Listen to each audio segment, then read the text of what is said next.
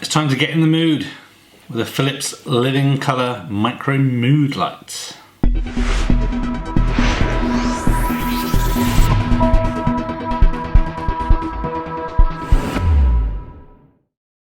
Okay, so another video again about Philips lighting, and this time we're looking at the non-smart Living Colours Micro Mood Light. So I mentioned this in a previous video where we looked at the Philips Hue Bloom, which was a smart bulb that was around £50. This is basically just a micro mood light, so it's not smart, so it can't be controlled from your smartphone or from your Echo or anything like that.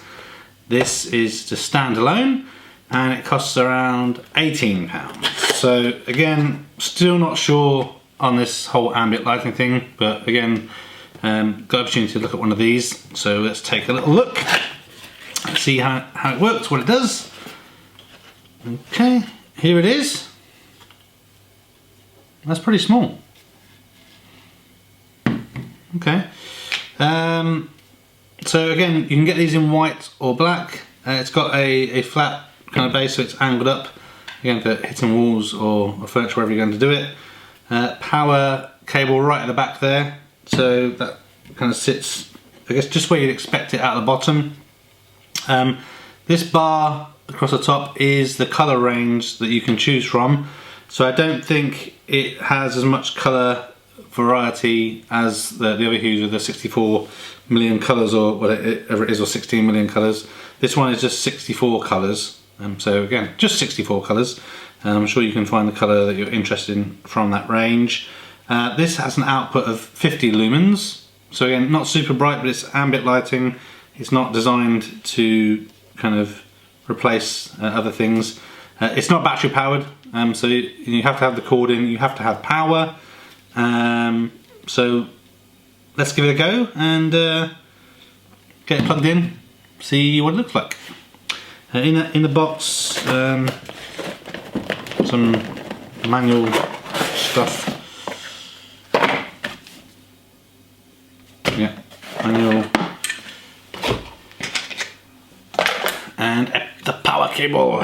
Right, so the power cable, I guess as I expected, is angled to make sure it has the right clearance when it's sat down. That works well.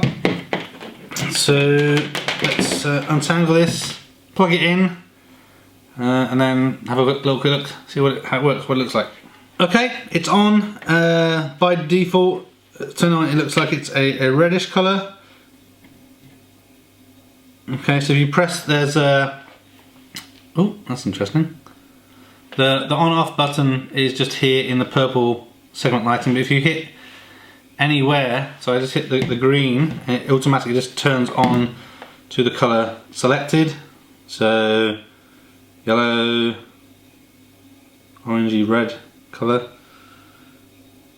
Oh, actually, if you move your hand across it, it will go through all the different spectrums. That's actually quite responsive.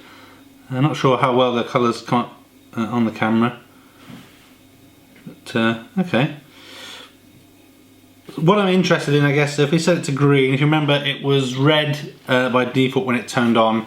So even though this would probably be a crazy idea, because if you were using a smart switch plus this, that would probably almost cost the same as a balloon. But I guess if you have a smart switch, you had it into like an extension or a 4-bar, you wanted multiple devices to come on, it might make sense. So if you decide that green is the background lighting that you desire, if you remove power, does it have any memory in there? So that's green right now.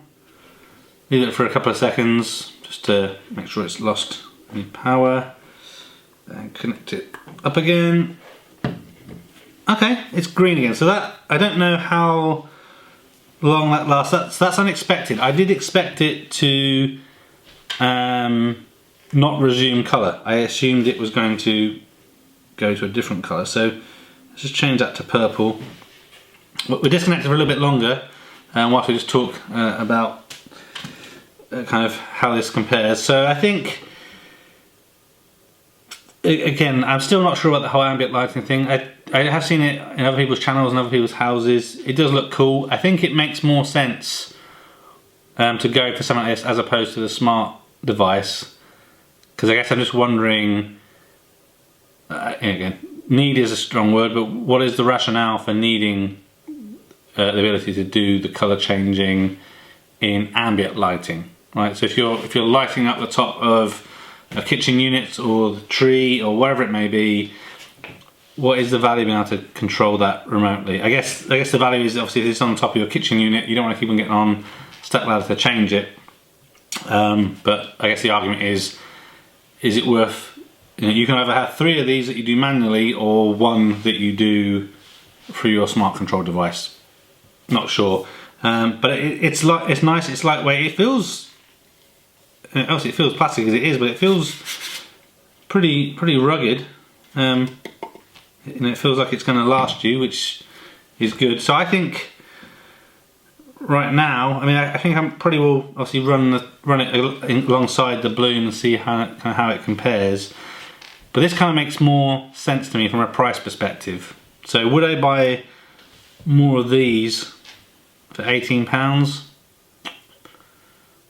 I think I might. If I was interested in ambient lighting, I think I might go this route. So I think I'll include this in the future when I do just an overall smart home update. How am I finding the smart perspectives so far? I definitely will touch upon how I think this micro mood light and the Bloom fit into that. So we spoke for a couple of minutes now. Let's just plug it in again. So I think it was on blue when we unplugged it.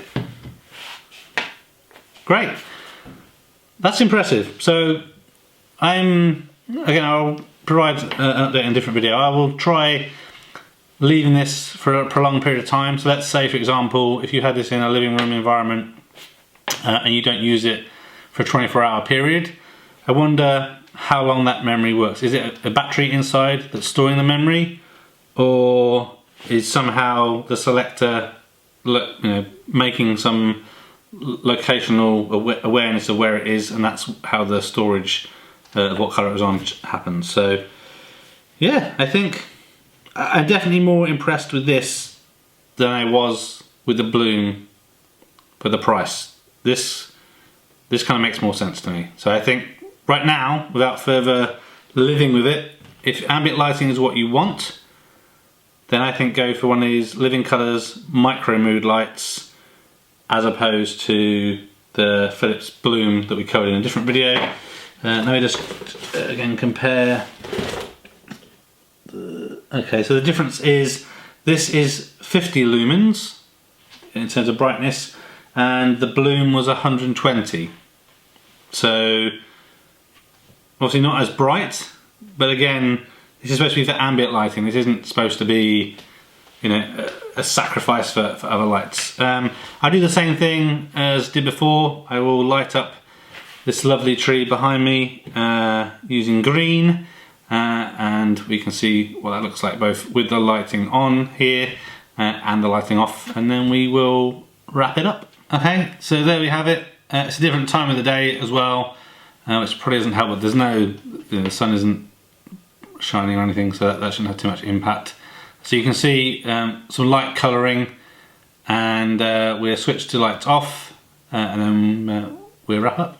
Okay, so now the kind of recording lights are off, so you can see it's doing a pretty good job of lighting up. So I still think, finishing this video, this makes sense. The Bloom only makes sense if you've got money you just want to waste on smart stuff. Watching this video, a thumbs up would be really appreciated.